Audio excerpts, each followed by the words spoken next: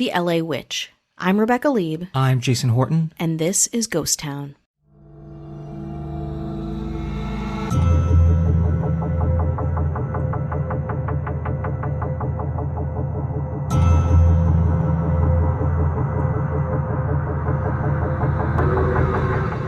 We are whirling through space, drifting toward eternity. Mystical sparks encircled by loneliness and cold darkness. Are you afraid? In 1968, Los Angeles had its own official witch. Louise Huebner was born in New York in 1930. She was a psychic by the age of 10. They always are. She learned witchcraft from her grandmother and her mother, who were also witches. She was a hereditary witch, I guess, is what they say. Yeah, I think a lot of people a lot of people see things early on, and then a lot of people's, generationally practice. Yeah. I think it was not so much that she was working at a pottery barn and then decided, I think I'm going to be a witch.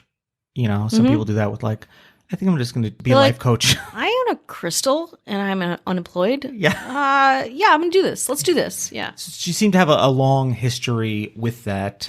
She was a 6th generation witch and a 3rd generation astrologer. I mean, that's a pretty nice pedigree. She moved to LA with her illustrator husband, Mentor Huebner. Just weird name. Mentor Huebner. He was an illustrator, and he was pretty successful. I think he worked on, King Kong, the 1976 King Kong, cool. Blade Runner, a successful illustrator and working in movies. I thought by his name he was going to be some kind of, cult leader, but nope, just a working illustrator. Louise Huebner, she became the staff witch on LA's KLAC. Amazing. Radio station in the late 1960s. And this is kind of a running theme, but 1960s, late 1960s, early 1970s, perfect for all your Satanism, your witchcraft, your Wiccan, your satanic panic. It's a really, really great time. Now, I'm not categorizing it like that, but that was a time where that ran really wild, and it was a really cool, interesting time. Yeah, definitely. She was also great at PR for herself, which I really respect. Yes. Because, how many LA witches are there? How many prominent witches anywhere are there? There's a couple of prominent psychics, but when we talk about prominent witches or prominent ghost hunters like Ed and Lorraine Warren. Yeah. But big name witches, not as many. No, but I think you're right. That is a testament. We're doing an episode on her right now. That says something. She was known for her long black hair, of course. Oh, I love it. Wasn't a blonde bob. No, it wasn't an asymmetric ombre. But maybe that would be the thing to be like, hey, listen, I'm a different kind of witch. You can be whatever kind of witch you want to be. And she looked the look. Flowing gowns, long black hair, bracelets, amulets, the whole thing. She would predict major historical events. There's a 1968 Santa Monica College student paper profile on her, and it credits her with predicting Robert F. Kennedy's assassination in 1968 at the Ambassador Hotel. Yeah. That is, I don't know what the prediction was, but pretty specific. They said that he would die between 1901 and 2010. Oh, wow. So nice work. But I think it was pretty accurate. Alleged, but somewhat accurate. In 1968... she was part of an 11,000 person ceremony at the Hollywood Bowl. This is the big thing she's known for. Okay. Getting right into it. I love it. Right after this break. Gotcha. We're back. Oh. So she was allowed to have a ceremony at the Hollywood Bowl, and she led the crowd in a sex spell. I want to know this sex spell. It was to ensure the continued sexual vitality of the county. Of LA County? Of Los Angeles, California? I think we're pretty good on sex. In the late 1960s? Yeah, What, though? It might be a stretch, but... So Councilman Arthur Snyder had hired Huebner to host a party from 8 a.m. to 2 a.m. the following day. It was a series of 12 summer concerts at the Hollywood Bowl. promoted by the LA County Parks and Recreational Division, would follow soon after. So it was pretty like a long event that she was kind of kicking off. She had like a residency. So she suggested that she host a spellcast, not a podcast. A spellcast. Yes. So gathering of the residents from over 78 cities to collectively incant a spell that would increase the sexual vitality and fertility of the county. Everyone got pregnant that night, men and women. Louise asked everyone to collectively chant, "Light the flame, bright the fire. Red is the color of desire." Feel anything? Maybe it's not my nasally voice. No, you know what? I thought of the 311 Amber's the color of your energy, so you can tell how sexual I have been today. Yeah, that definitely gets me. That gets you going. Oh boy, I need a sex spell stat. The staff handed out red candles, chalk, and garlic, encouraging attendees to draw chalk circles around themselves for invocation. How fun. I love it. I would have gone. I would have paid a hefty sum to attend this event.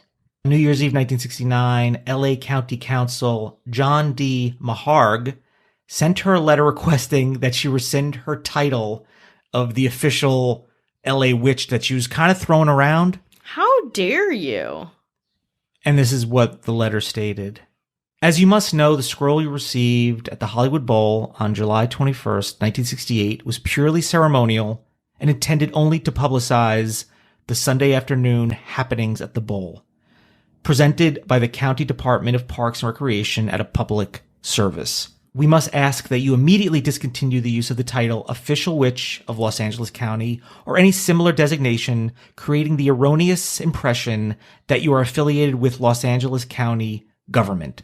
So I think people thought like, hey, maybe where's our tax dollars going to, Going to sex spells? Yeah.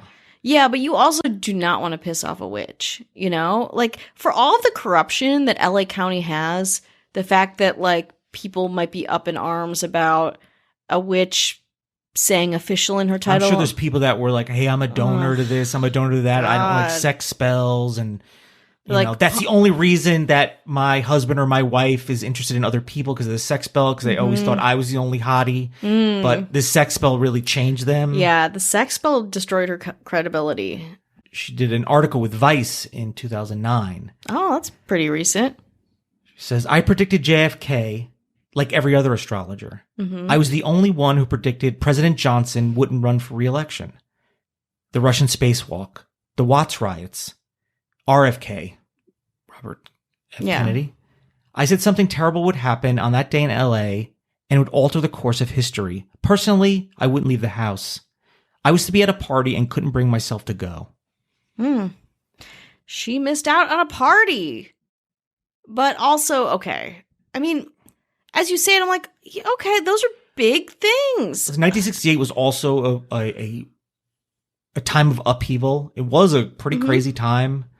Democratic National Convention, a lot of counterculture, protesting. We talk about this, so the 60s is going into the 70s. I'm not even 30 years old yet.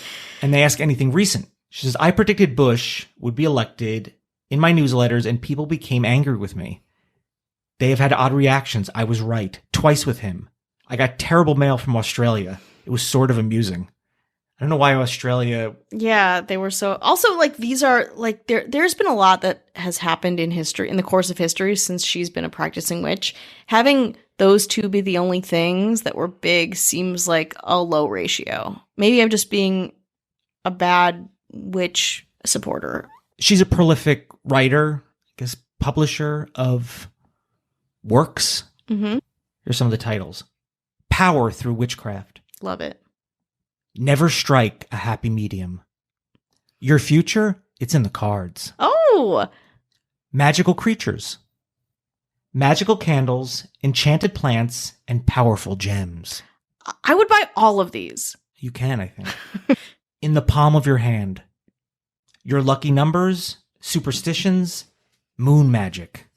And I love it. She has albums. You can hear her incantations and stuff. So she left behind a pretty hefty legacy.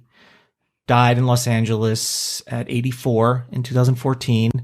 So simply she left a pretty interesting life. It seemed like in the mid 70s, I think there's a bit of a changing of the guard. Yes, things were still pretty happening with witches and occult, but who knows where she kind of fell into that. And so she pretty much remained somewhat private from the mid-70s on. But in the 1960s through maybe early 1970s, made a mark that not a lot of people know about when it comes to Los Angeles. I mean, imagine now going, hey, I'm a witch.